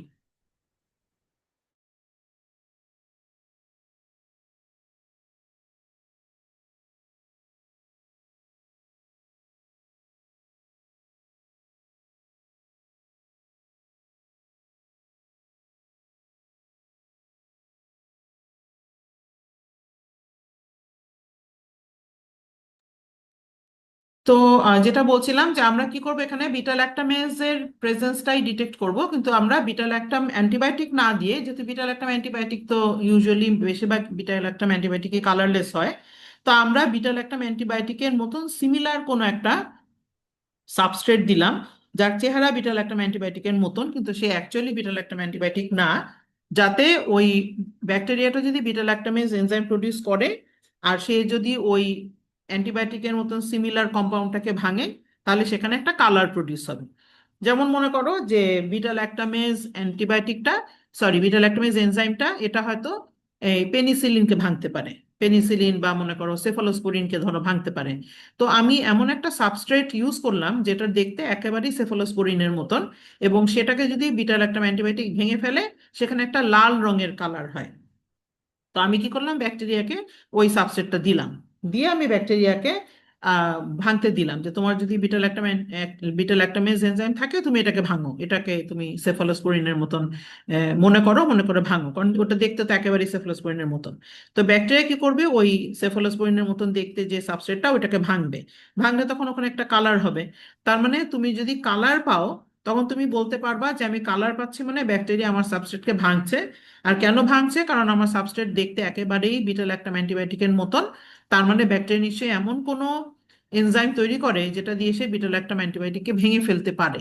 তার মানে কালার ডেভেলপ হওয়া মানে আমার bacteria beta lactamase enzyme produce করছে।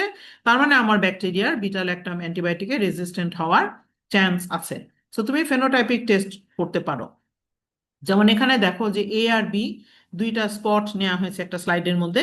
বি এর মধ্যে ওই সাবস্ট্রেটটা অ্যাড করে দেওয়া হয়েছে, আর এ এর মধ্যে কোনো সাবস্ট্রেট অ্যাড করা হয়নি।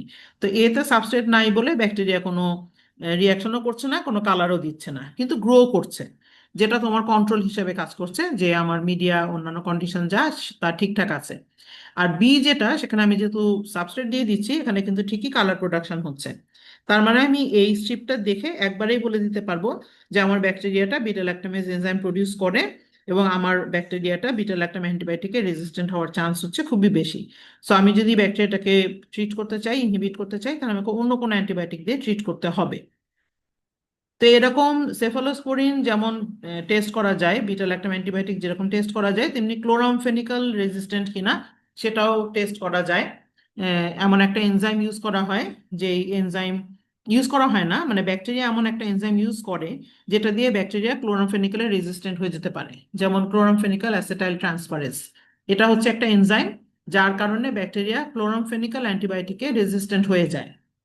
এখন আমার যদি টেস্ট করতে হয় যে আমার কাছে এখন 50টা ব্যাকটেরিয়া, আমি দেখতে চাই যে এরা ক্লোরোফেনিকেল রেজিস্ট্যান্ট কিনা, তখন আমার ওই 50টা ব্যাকটেরিয়ার জন্য আলাদা করে আমি ডিসডিফিউশন অ্যাসে না করে, আমি যদি ওদের সবাইকে এরকম একটা মাইক্রোটাটার প্লেটের মধ্যে 50টা ব্যাকটেরিয়াকে আমি ক্লোরোফেনিক্যালের মতন সিমিলার চেহারার সাবস্ট্রেট দিয়ে ইনকিউবেট করে রাখলাম, তো যদি ব্যাকটেরিয়া ক্লোরোফেনিক্যাল অ্যাসেটাইল ট্রান্সফারেজ প্রডিউস করে, তাহলে অটোমেটিক্যালি সে ওই সাবস্ট্রেটটার ক্লোরোফেনিক্যালের সাথে সিমিলারিটি থাকার কারণে ওই সাবস্ট্রেটটাকে সে ভাঙবে, মনে করবে যে ওটা ক্লোরোফেনিক্যাল, আসলে তো না।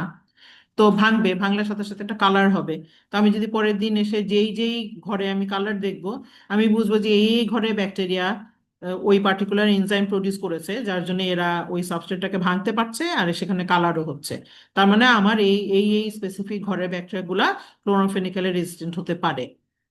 আর এখানে যে রেমেল লেখাটা দেখছো, এটা হচ্ছে যে কোম্পানি একটা এরকম কিট বানিয়েছে যেটা দিয়ে ক্লোরোফেনিক্যাল রেজিস্ট্যান্স টেস্ট করা যায়, তো সেটার নাম তারা দিয়েছে রেমেল। তো এই রেমেলের ব্র্যান্ডের তুমি যদি স্লাইড গুলা কেনো, ধরো 100টা 200টা স্লাইড কিনলা, তাহলে তুমি ওইগুলোর মধ্যেই ডাইরেক্ট 100-200 ব্যাকটেরিয়া টেস্ট করে ফেলতে পারবা, জাস্ট বাই মানে looking at the colour change. যদি পিঙ্ক কালার হয় তো বুঝবা যে হ্যাঁ আমার টেস্ট পজিটিভ আসছে, বা যদি রেড কালার হয় তো বুঝবা যে হ্যাঁ আমার টেস্ট পজিটিভ আসছে। সো কালারটা দেখেই বলে ফেলা যায় যে ব্যাকটেরিয়া সেন্সিটিভ না রেজিস্ট্যান্ট। তো এই পর্যন্ত কারো কোনো কোয়েশ্চেন আছে? No ma'am. ম্যাম কালারটা কি রেড আর পিঙ্ক কালার ফিক্স থাকবে, যে এই দুইটা কালারই আসবে? না না, এটা তোমার কোম্পানি বলে দিবে।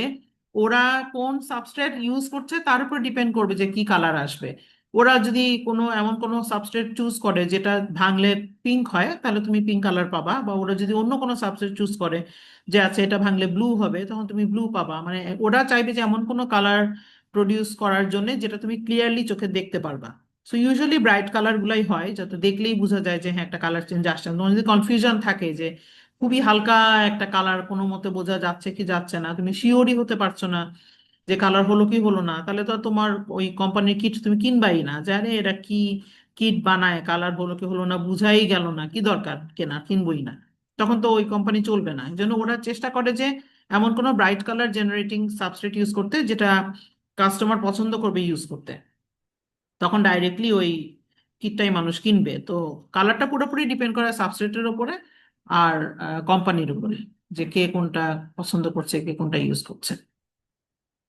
তো এরপরে জিনোটাইপিক মেথডটা বলে আমি আজকের ক্লাস শেষ করব। জিনোটাইপিক মেথড হচ্ছে যখন আমি ওই এক্সপ্রেশন দেখবো না, যে এনজাইম প্রডিউস করছে কি করছে না, ওগুলা দেখবো না, না দেখে আমি ডাইরেক্ট জিনটাই দেখবো। তো এটার বেস্ট ওয়ে টু ডু হচ্ছে যে আমরা পিসিআর করি। যেমন মনে করো যে methicillin resistant Staphylococcus aureus, methicillin হচ্ছে একটা অ্যান্টিবায়োটিক, সেইটা রেজিস্ট্যান্ট কিনা আমার কাছে এখন, আমি গোটা 50 স্ট্যাফিলোকক্কাস পেলাম, আমি এখন দেখতে চাই যে এরা মেথিসিলিন রেজিস্ট্যান্ট কিনা, তখন তুমি ডাইরেক্টলি ওদের 50 জনকে পিসিআর করে ফেলতে পারো। পিসিআর এর সময় তুমি মেথিসিলিন স্পেসিফিক প্রাইমার দিলা, যদি মেথিসিলিন রেজিস্ট্যান্স জিন থাকে তাহলে ওই প্রাইমার গুলা তোমাকে পিসিআর প্রোডাক্ট দিবে। আর তোমার যদি মেথিসিলিন রেজিস্ট্যান্ট না থাকে, তখন এই প্রাইমার গুলা মেথিসিলিনের স্পেসিফিক কোনো ব্যান্ড দিবে না। তখন তুমি অটোমেটিক কি বুঝতে পারবা যে ব্যান্ড আসে নাই মানে ওর মধ্যে রেজিস্ট্যান্স জিন নাই, রেজিস্ট্যান্স জিন নাই মানে ও রেজিস্ট্যান্ট না, ও হয়তো সেন্সিটিভ। তো ডাইরেক্টলি এরকম জেনোটাইপিক মেথড করা যায়। তো জেনোটাইপিক মেথডের যেই মানে সমস্যা যেটা, সেটা হলো যে তুমি মনে করো যে মেথিসিলিন রেজিস্ট্যান্স জিন, ধরো 5 রকমের জিন আছে যার জন্য ব্যাকটেরিয়া মেথিসিলিন রেজিস্ট্যান্ট হয়। তুমি হয়তো একরকম দেখছো, বা 2 রকম দেখছো, বা 3 রকম দেখছো, কিন্তু তোমার পক্ষে হয়তো সবগুলা দেখা সম্ভব না। 4 নম্বর আর 5 নম্বর জিনকে ধরো তোমার ডিটেকশন করা সম্ভব না। তখন কি হবে, তুমি 1 2 3 পেলা না, তো তুমি মনে করলে ব্যাকটেরিয়া সেন্সিটিভ, কিন্তু ওর মধ্যে হয়তো 4 আর 5টে কি ছিল যেটা তুমি ডিটেক্ট করোনি। তার মানে ও হয়তো অ্যাকচুয়ালি রেজিস্ট্যান্ট, কিন্তু তুমি পাচ্ছ তোমার ডেটা সেন্সিটিভ। তো এরকম তোমার ডাইভারজেন্ট জিন থাকতে পারে। ডাইভারজেন্ট মানে হলো যে এক একটা জিন এক এক জায়গায়, বা একই ব্যাকটেরিয়া মাল্টিপল মেকানিজমে রেজিস্ট্যান্ট হতে পারে। মনে করো যে ব্যাকটেরিয়া অ্যান্টিবায়োটিকটাকে হয়তো ভেঙেও ফেলতে পারে, আবার ব্যাকটেরিয়া হয়তো অ্যান্টিবায়োটিকটাকে পাম্প দিয়ে বাইরে বেরও করে ফেলতে পারে। তোমরা এফ্লাক্স পাম্পের নাম শুনেছো না? Yes ma'am. Yes ma'am. তো এমনও হতে পারে যে ব্যাকটেরিয়াটা এফ্লাক্স পাম্প দিয়ে অ্যান্টিবায়োটিকটাকে বের করে দিচ্ছে, আবার ব্যাকটেরিয়াটা হয়তো অ্যান্টিবায়োটিকটাকে ভেঙেও ফেলছে, আবার ব্যাকটেরিয়া হয়তো অ্যান্টিবায়োটিকটাকে মডিফাইও করে ফেলছে। এখন এত মাল্টিপল মেকানিজম, তুমি হয়তো 2টা মেকানিজম টার্গেট করলা, কিন্তু আরো 5টা মেকানিজম হয়তো ওর মধ্যে ছিল, তুমি হয়তো সেটা জানো না। এই জন্যে তোমার মানে জিনোটাইপিক মেথডের এটা হচ্ছে একটা ডাউন সাইড, যে তুমি যেইটাকে ডিটেকশন করছো তুমি খালি ওইটার বেসিসেই কমেন্ট করতে পারছো, বাকি মেথডগুলোকে তো তুমি দেখছো না। আর 2 নাম্বার হচ্ছে যে মাল্টিপল মেকানিজম থাকতে পারে, যেটা 1 নম্বরেও আমি বললাম। 1 নম্বরেরটা মোর হলো যে অনেক ডিফারেন্ট জিন থাকতে পারে, জিনের সবকটা জিন তুমি ডিটেকশন করছো না। 2 নম্বর হলো মাল্টিপল মেকানিজম থাকতে পারে, তুমি হয়তো একটা মেকানিজম দেখছো কিন্তু আরেকটা মেকানিজম দেখোনি বলে তুমি সেন্সিটিভ বলে দিলা, কিন্তু ও হয়তো আসলে রেজিস্ট্যান্ট। 3 নম্বর হলো যে প্রত্যেকটা জিনের একটা কন্ট্রোল জিন থাকে, মানে প্রত্যেকটা জিনকে একটা রেগুলেটরি জিন কন্ট্রোল করে, যে ওই জিনটা অন হবে নাকি অফ হবে। একটা রেজিস্ট্যান্স জিন অন হলে ব্যাকটেরিয়া রেজিস্ট্যান্ট হয়, অফ থাকলে ব্যাকটেরিয়া সেন্সিটিভ হয়ে যায়। সো তুমি দেখা গেল যে মনে করো যে মেথিসিলিন জিন, যেটা মেথিসিলিন জিনটা তুমি ডিটেকশন করলা, জাস্ট তুমি পিসিআর করলা, ব্যান্ড পেলা, তো তুমি ধরেই নিলা যে হ্যাঁ ও মেথিসিলিন রেজিস্ট্যান্ট হওয়ার সম্ভাবনা বেশি। কিন্তু মেথিসিলিন জিনটাকে কিন্তু একটা জিন রেগুলেট করে। তো সেই রেগুলেটরি জিন যদি ঠিক না থাকে, কোনো কারণে যদি রেগুলেটরি জিন নষ্ট হয়ে যায়, তখন দেখা যাবে যে ওই জিনটা ঠিক মতন কাজ করতে পারছে না। মানে তুমি জিন ডিটেকশন করে বলছো যে হ্যাঁ সে এই জিনটা কন্টেন করে, কিন্তু ওই জিনকে চালায় যে তাকে হয়তো তুমি চেক করে দেখলা না যে সেই চালানোর জিন ঠিকঠাক আছে কিনা। সো তোমার কনক্লুশনটা হয়তো হলো যে না আমার জিন প্রেজেন্ট, সো ব্যাকটেরিয়াটা রেজিস্ট্যান্ট, কিন্তু অ্যাকচুয়ালি হয়তো সেই জিনটাকে যে রেগুলেট করে সে তার মধ্যে হয়তো মিউটেশন হয়ে তার সিকোয়েন্স হয়তো চেঞ্জ হয়ে যাচ্ছে। সো তুমি রংলি ইন্টারপ্রিট করছো যে আচ্ছা আমার জিন ছিল আমার ব্যাকটেরিয়া রেজিস্ট্যান্ট, কিন্তু আসলে হয়তো ওই ব্যাকটেরিয়াটার ওই কন্ট্রোল জিনটাই নাই। ওকে, ওই জিনটাকে হয়তো কেউ কন্ট্রোলই করতে পারছে না, কেউ হয়তো অনই করতে পারছে না। তো তুমি মনে করছো যে জিন থাকা মানেই সে রেজিস্ট্যান্ট, কিন্তু আসলে অ্যাকচুয়ালি হয়তো সে রেজিস্ট্যান্ট না। তো এখানে একটা কন্ট্রোল জিনের ব্যাপার স্যাপার থাকে। আর 4 নম্বর হচ্ছে প্র্যাকটিক্যাল ডিফিকাল্টি, মানে তুমি এখন পিসিআর করবা, তুমি আদৌ পিসিআর করতে পারো কিনা, তোমার ল্যাবে পিসিআর মেশিন মানে ঠিক মতন কাজ করছে কিনা, বা যদি পিসিআর মেশিন থাকেও তোমার রিএজেন্ট কেমিক্যাল যে তুমি কিনবা সেই তোমার প্রভিশন আছে কিনা, বা তুমি দেখা গেল যে একটা পিসিআর আসছে না সেটাকে তুমি ট্রাবল শুট করতে পারছো কিনা, যেটা কেন আসছে না। এখানে একটা যে কোনো ল্যাবরেটরিতে কোনো টেকনিক করতে গেলে তোমার তো সব রকমের ফ্যাসিলিটিস থাকতে হবে, সব রকমের এক্সপার্টিস যা যা লাগবে সেগুলো সবই থাকতে হবে। তো এই জন্যে এই ধরনের টেস্ট করার জন্য তোমার ল্যাবের ওই সব ফ্যাসিলিটিগুলো অ্যাভেলেবল থাকতে হবে, যেটা সব ল্যাবে অ্যাভেলেবল নাও থাকতে পারে। সো জেনোটাইপিক মেথডের হচ্ছে কিছু ডিসঅ্যাডভান্টেজও থাকে, যে আমরা জেনোটাইপিং মেথড যে করব, হ্যাঁ এটা কুইক, আমি কুইকলি দেখে ফেলতে পারবো, একবার আমি 100টা ব্যাকটেরিয়া পিসিআর করে ফেললাম, 100টা ব্যাকটেরিয়ার জাস্ট জেল দেখে ছবি দেখেই আমি বলে দিতে পারলাম যে 100 জনের মধ্যে 70 জনের ব্যান্ড আসছে মানে 70 জন রেজিস্ট্যান্ট, 30 জনের ব্যান্ড আসে নাই মানে 30 জন হচ্ছে সেন্সিটিভ। কিন্তু আমি তো একটা জিন দেখেই আমার কাজ শেষ, আমার এখানে তো 10টা জিন ইনভলভ থাকতে পারে, এখানে 10 রকমের মেকানিজম ইনভলভ থাকতে পারে, এখানে কন্ট্রোল জিনের সমস্যা থাকতে পারে, কন্ট্রোল রিজিয়ন গুলার সমস্যা থাকতে পারে। ওই জিনটা হয়তো আমি পাচ্ছি কিন্তু জিনটা হয়তো অ্যাকচুয়ালি কাজ করছে না, বা আমার ল্যাবে হয়তো সুযোগ সুবিধা নাই, ফ্যাসিলিটিস নাই, তখন আমি কিভাবে ইন্টারপ্রিট করব। তো এই জন্য আমি নর্মাল যে ডিসডিফিউশন বা নর্মাল যে এমআইসি এমবিসি ডিটারমিনেশন সেগুলোর বাইরে আমি জেনোটাইপিক বা ফিনোটাইপিক আরো মেথডেও ব্যাকটেরিয়াল অ্যান্টিবায়োটিক রেজিস্ট্যান্ট কিনা সেটা টেস্ট করতে পারি, কিন্তু সেগুলোর আবার যার যার নিজস্ব প্লাস মাইনাস থাকতে পারে। ফেনোটাইপিক মেথড যেমন সব অ্যান্টিবায়োটিকের জন্য হয়তো কনভিনিয়েন্ট সাবস্ট্রেট পাওয়া যাবে না, যে একটা সুন্দর কালার দিবে যার কালার দেখেই তুমি বুঝে ফেলবা, তো সব সময় তো সবকিছু অ্যাভেলেবল নাও থাকতে পারে। তো আমরা তারপরেও ডিফারেন্ট মেকানিজমে যে করা যেতে পারে সেটা আমরা দেখলাম যে কি কিভাবে আমার করা যেতে পারে। আর তাহলে আমি আমার টার্গেট অনুযায়ী বা আমার যে টাকা আছে, ফান্ডিং আছে, সেটা অনুযায়ী আমি ডিসাইড করতে পারবো যে আমি কোন মেথডের দিকে যাব। তো এই পর্যন্ত কারো কোনো কোয়েশ্চেন আছে? ম্যাম, জেনোটাইপিকটা যদি আপনি আরেকটু আমাকে এক্সপ্লেন করতেন। জেনোটাইপিক যেটা, এটা হচ্ছে যে তোমার মানে মনে করো যে একটা ব্যাকটেরিয়া যদি একটা অ্যান্টিবায়োটিকে রেজিস্ট্যান্ট হয়, তাহলে তো তার ওই রেজিস্ট্যান্ট হওয়ার জন্য কিছু জিন থাকতে হবে। মানে যে কোনো প্রপার্টি তো ব্যাকটেরিয়ার মধ্যে থাকেই, কারণ ওই পার্টিকুলার প্রপার্টি গুলার করেসপন্ডিং সেই জিনগুলা থাকে ডিএনএ এর মধ্যে। জিন মানে হচ্ছে যে এক একটা জিন এক একটা প্রোটিনকে স্পেসিফাই করে, একটা এনজাইমকে স্পেসিফাই করে। তো তার যদি রেজিস্ট্যান্ট হওয়ার অ্যাবিলিটি থাকে, তার মানে সে হয়তো কোনো একটা এনজাইম দিয়ে অ্যান্টিবায়োটিকটাকে ভেঙে ফেলছে, বা কোনো একটা প্রোটিন দিয়ে হয়তো অ্যান্টিবায়োটিকটাকে চেঞ্জ করে ফেলছে, মডিফাই করে ফেলছে, ভেঙে না ফেললেও। তো ডিফারেন্ট প্রোটিন থাকার কারণেই তো ব্যাকটেরিয়া অ্যাকচুয়ালি রেজিস্ট্যান্ট হয়। তো প্রোটিন থাকা মানে ব্যাকটেরিয়ার ডিএনএ এর মধ্যে ওই পার্টিকুলার প্রোটিনের জিনও আছে। জিন না থাকলে তো সে এমনি এমনি রেজিস্ট্যান্ট হবে না। তাহলে আমি ওই আহ, তোমার ডিসডিফিউশন করে জোন দেখা, আর অথবা মনে করো যে পিসিআর কি বলে এটাকে, ফেনোটাইপিক করে কালার ডেভেলপ হচ্ছে কিনা দেখা, এগুলাতে যদি আমার এমন হয় যেগুলা আমার জন্য মানে ল্যাবোরিয়াস হবে, অনেক টাইম লাগবে, অনেক রিজেন্ট লাগবে, তাহলে আমি ডাইরেক্টলি জিনটাই ডাইরেক্টলি দেখে ফেলতে পারি যে আমার ব্যাকটেরিয়ার মধ্যে বিটা ল্যাকটাম ভাঙার এনজাইমের জিন আছে। তার মানে আমার ব্যাকটেরিয়ার বিটা ল্যাকটাম অ্যান্টিবায়োটিক ভাঙার যে জেনেটিক ইনফরমেশন দরকার সেটা তার মধ্যে আছে। এবং সেটা যদি তার মধ্যে থাকে, তাহলে যে এটা হচ্ছে খুবই পসিবল যে সেই ব্যাকটেরিয়াটা ওই পার্টিকুলার অ্যান্টিবায়োটিকে রেজিস্ট্যান্ট। যেমন একটা ব্যাকটেরিয়া যদি বিটা ল্যাকটামেজ বানাতে পারে, তার মানে সে বিটা ল্যাকটাম অ্যান্টিবায়োটিকে ভাঙতে পারে। তো আমি বিটা ল্যাকটাম অ্যান্টিবায়োটিকে ভাঙতে পারি কিনা সেটা বিটা ল্যাকটাম অ্যান্টিবায়োটিকের মতন সিমিলার সাবস্ট্রেট দিয়েও টেস্ট করতে পারি। আবার আমি ডাইরেক্টলি বিটা ল্যাকটামেজ যে এনজাইমটা, সেইটার জিনটাও ডিটেকশন করতে পারি। যদি বিটা ল্যাকটামেজের জিন থাকে, তার মানে বিটা ল্যাকটামেজ এনজাইম প্রডিউস করার অ্যাবিলিটি ব্যাকটেরিয়ার আছে। তার মানে আমি ডাইরেক্টলি জিনটাই ডিটেকশন করলাম।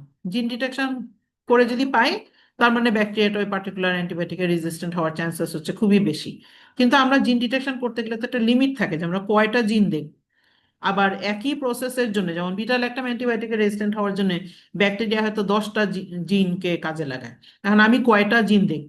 আবার ব্যাকটেরিয়া হয়তো দেখা গেল যে বিটা ল্যাকটাম অ্যান্টিবায়োটিকে রেজিস্ট করার জন্য ও শুধু এনজাইম না, ও হয়তো পাম্প ইউজ করে, বা ও হয়তো অন্য কোনো মেকানিজম ইউজ করে। সেইগুলাও আমাকে তখন দেখতে হবে, যে এতগুলা জিন আমাকে তখন দেখতে হবে, যে না আমি একটা দেখলাম আরেকটা মেথড তো থাকতে পারে, সেই মেথডের গুলা দেখলাম, আচ্ছা 3 নাম্বার মেথড থাকতে পারে, এভাবে আমি কয়টা মেথড টেস্ট করব। তো এইগুলা হচ্ছে জেনোটাইপিকের একটা ডাউন সাইড, যে জেনোটাইপিকের কিছু লিমিটেশন থাকে। আর কিছু কিছু থাকে যে জিন থাকলেই হয় না, সেই জিনকে যে কন্ট্রোল করে সেই কন্ট্রোল রিজিয়নটাও ঠিক থাকতে হয়। কন্ট্রোল রিজিয়ন যদি ঠিক না থাকে, তখন জিন থাকলেও ওই জিনটা এক্সপ্রেস হয় না। তো এই জন্য আমাদের আর কি জেনোটাইপিকের মানে সুবিধা যে খুব তাড়াতাড়ি হয়ে যায় সবকিছু, কিন্তু জেনোটাইপিকের আবার অসুবিধা হলো যে তাড়াতাড়ি হলো, এখানে আবার অনেকগুলো ফ্যাক্টর ইনভলভ থাকে। সব ফ্যাক্টর আবার আমরা সব সময় ইয়ে করতে পারি না, তোমার কন্ট্রোল করতে পারি না। আচ্ছা, এখন হচ্ছে তোমার কি স্প্রিং 2026 নাকি কোন ইয়ে বলো তো? Yes ma'am, Yes, ma'am. Spring Spring 2026। তো এই জন্য আমরা জেনোটাইপিকের আমাদের মনে রাখতে হবে যে অনেক রকমের ফ্যাক্টর এখানে ইনভলভ থাকতে পারে। তো আমাদেরকে ওই অনুযায়ী আর কি স্টাডি করতে হবে। রেজাল্ট না আসলে আমাদের বুঝতে হবে যে না, আমরা তো সবকিছু দেখিনি, আমরা কন্ট্রোল দেখিনি, রিজেন দেখিনি, আমরা 10 রকম জিন থাকতে পারতে ইনভলভ, আমরা সবগুলো দেখিনি, বা এখানে 10 রকম মেকানিজম ইনভলভ থাকতে পারে। এনজাইম দিয়ে রেজিস্ট্যান্ট হতে পারে, পাম্প দিয়ে রেজিস্ট্যান্ট হতে পারে। আমি তো এনজাইম দেখলাম, পাম্প তো দেখলাম না। মানে এই জিনিসগুলো আমাকে মনে রাখতে হবে যে রেজাল্ট নেগেটিভ আসলেও আমার অন্যান্য ফ্যাক্টরের কারণেও ব্যাকটেরিয়া রেজিস্ট্যান্ট হতে পারে। কিন্তু যখন অনেক বেশি স্যাম্পল হয়, তখন মানুষ বাধ্য হয়ে না পেরে রেজিস্ট্যান্টের দিকে যায়, যে সরি জেনোটাইপিকের দিকে যায়, যে আমি এটা ছাড়া আমার তো আর উপায় নাই, তো আমি আগে এটা দিয়ে আগে একটা ইনিশিয়াল একটা স্ক্রিন করে নেই, যাদের মধ্যে আমার এই 10টা পার্টিকুলার জিন নাই, তাদেরকে আমি ধরে নেই মোটামুটি যে এরা সেন্সিটিভই হবে। যাদের মধ্যে আমাদের এই 10টা জিন আছে, আমি এদেরকে ধরে নিই যে এরা রেজিস্ট্যান্ট, আমি ফার্দার ওয়ার্ক যেটা সেটা আমি রেজিস্ট্যান্টদেরকে দিয়েই করি। এটাই আর কি তোমার জিনোটাইপিকে। আচ্ছা, তো আমি এখন তোমাদের অ্যাটেন্ডেন্সটা একটু নিয়ে নিব। তোমরা একটু আহ, মানে একবার একজন কোনো রেসপন্ড না করলে আমি দুইবার তিনবার ডাকবো, কিন্তু পরে মানে একবার তোমার নাম ক্রস করে আমি নতুন কারো নাম ডাকলে তখন আর প্রেজেন্ট বলো না, তখন ওই প্রেজেন্ট অ্যাবসেন্ট বুঝতে খুব অসুবিধা হয়। Sanjana Sadiq, Sanjana Sadiq Moon, Nusrat Sultana, Nusrat Sultana, Sabikun Nahar, Sabikun Nahar, Samhatun Habiba, Present, miss. Sadman Sadikin, Sadman Sadikin, Sanjida Sajjad, Sanjida Sajjad, present ma'am. Jannatul Tanzim, Present, miss. Siraju Munira, Siraju Munira, Tanisha Islam, Tanisha Islam, Sadia Tasnim, Present, miss. Zinia Islam, Present, ma'am. Lily Florence, Lini Florence, Nashita Zarin, Nashita Zarin, Tasfia Anwar, present Tasfia ma'am. Anwar, Umme Habiba, Present, miss. Salma বিনতে Arif, Present, miss. Kaniz Fatema, Kaniz Fatema, Sajid Sahil, Sajid Sahil, Trisha Rani, Present, miss. Priyonti Sarkar, Present, miss. Tasnima Anjum, present ma'am. Batul Jannat, Batul Jannat, Sujon Sarwar, present ma'am. Samprada দাত, Present, সাম্প্রদা। ma'am. Present, ma'am. আচ্ছা, ঠিক আছে, thank you. তোমাদের আজকের class এখানেই শেষ হচ্ছে, তোমাদের নেক্সট ক্লাস আবার দেখা হবে। আল্লাহ ম্যাম, হাফেজ। কেউ বলো। মেসেজ লিখেছে চ্যাটে যে প্রেজেন্ট, বাট মাইকে প্রবলেমের কারণে বলতে পারেনি। কে এটা? নাশিতা জেরিন ম্যাম। আশিতা জারিন। আচ্ছা, ঠিক আছে, তাহলে আমার ওখানে আবার আমি তো সাইন আউট করে ফেললাম। আচ্ছা, ঠিক আছে, থ্যাংক ইউ। হ্যাঁ, Ashita Zarin, thank you very much. Ma'am, হ্যাঁ, বলো। ম্যাম আমাদের এই রেকর্ডেড গুলা কি দিয়ে দেওয়া যাবে না? হ্যাঁ, দেখি দিয়ে দিতে হবে। নাশিতা জারিন, ওকে, আমার ঠিক আছে। ম্যাটেরিয়ালস গুলাও একটু দিয়ে দিয়ে। হ্যাঁ, এই যে ভিডিওটাও দিব, আবার এই যে আমার কাছে যেটা আছে ফাইল, আমি ওটা দিয়ে দিব। ঠিক আছে, থ্যাংক ইউ, সবাই ভালো থাকো, আল্লাহ হাফেজ।